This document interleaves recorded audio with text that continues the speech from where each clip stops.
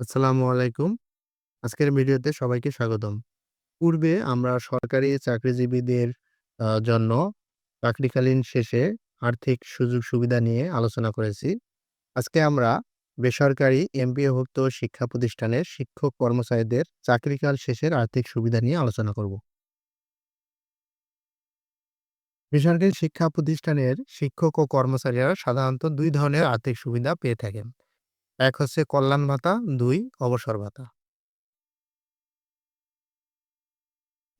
কল্যাণ ভাতা কল্যাণ ভাতার হিসেবটা হয় সাধারণত সর্বশেষ বেসিক এবং ওই ব্যক্তি যত বছর চাকরি করেছেন সেই সংখ্যা দিয়ে ওই বেসিককে গুণ করতে হয়।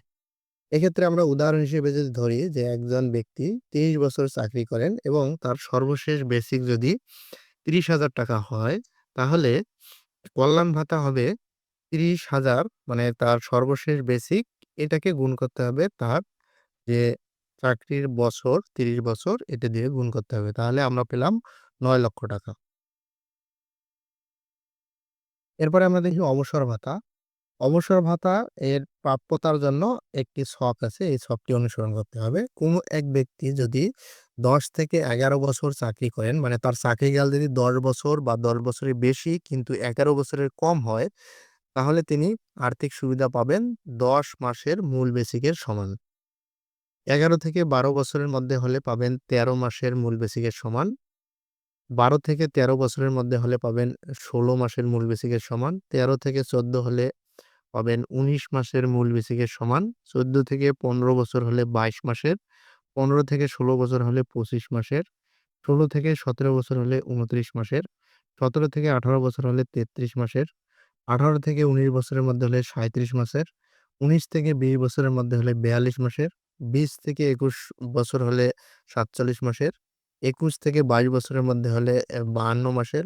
২২ থেকে ২৩ বছরের মধ্যে হলে ৫৭ মাসের। ২৩ থেকে ২৪ বছরের মধ্যে হলে ৬৩ মাসের। ২৪ বছরের বেশি কিন্তু ২৫ বছরের কম হলে ৬৯ মাসের। আর ২৫ বছর বা ২৫ বছরের ঊর্ধ্বে হলে ৭৫ মাসের মূল বেসিকের সমপরিমাণ অবসর ভাতা পাবেন। সেক্ষেত্রে আমরা যদি একটি ক্যালকুলেশন করে দেখাই যে আ এর হিসেবটা হবে সর্বশেষ বেসিক গুণন প্রাপ্য মাসের সংখ্যা। ধরলাম যে ওই ব্যক্তির সর্বশেষ বেসিক ৩০,০০০ এবং তিনি ৩০ আ ২৫ বছর ঊর্ধ্বে তার চাকরিকাল। তাহলে তার প্রাপ্য মাসের সংখ্যা হবে ৭৫।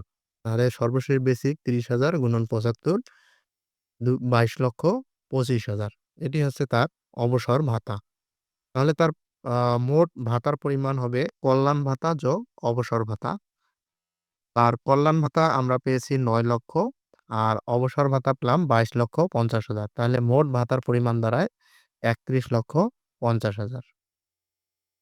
তো এভাবে আমরা যেকোনো চাকরিকাল সময় বা আ চাকরিকাল সময় এবং তার সর্বশেষ বেসিক থেকে আমরা তার অবসরকালীন ভাতার পরিমাণ বের করতে পারব।